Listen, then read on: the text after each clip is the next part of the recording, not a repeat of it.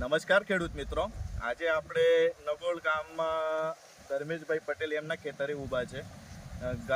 ગામ નગોળ, તાલુકો કામરેજ. ધર્મેશભાઈને આપણો સુમી બ્લુ ડાયમંડનો ઉપયોગ કરેલ છે.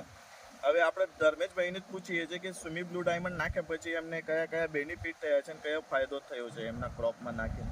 ધર્મેશભાઈ, તમે જે બ્લુ ડાયમંડ નાખ્યું છે એનાથી તમને શું લાગે છે કે બ્લુ ડાયમંડ નાખ્યા પછી તમારા શેરડીમાં શું ફેર દેખાય છે તમને? બ્લુ ડાયમંડ નાખ્યા પછી મને શેરડીમાં સારી ફૂટ અને ગ્રીનરી પણ સારી છે અને એક સરખી ચાલ છે.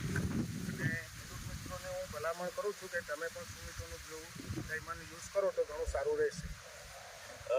એક મિનિટ, તમે આ અહીંયા જરાક જોઈ શકો છો કે જે બી ફૂટ નીકળેલી છે એક બધી એક હારખી ચાલે છે. આની ઓલમોસ્ટ 25 થી 30 જેવી ફૂટ જોવા મળે છે. નંબર ઓફ ફૂટ બી છે. આની બધી ફૂટ જે છે એ એક હરખી ચાલતી છે. તમે અહીંયા બી જોઈ શકો છો, દરેક પ્લાન્ટમાં જોશો તો 20ની ઉપર જ તમને ફૂટ જોવા મળશે. ગ્રોથથી લઈને કલર ક્વોલિટી, મૂળનો વિકાસ અને એ બી બહુ સારું છે. અહીંયા બી જોઈ શકો છો. આ બાજુથી બતાવો, અહીંયાથી ઉપરથી. અહીંયાથી તમે જોઈ શકો છો કે ઓલમોસ્ટ 20ના ઉપર જ તમારે દરેક ખેડૂત મિત્રોને મારી એ જ ભલામણ છે કે તમે પણ બ્લુ ડાયમંડ 1 વીંગામાં 5 કિલો યુઝ કરજો. અને જે ફૂડ છે, કલર ક્વોલિટી છે, એમાં તમને ઘણો બધો ફાયદો થશે. ધન્યવાદ.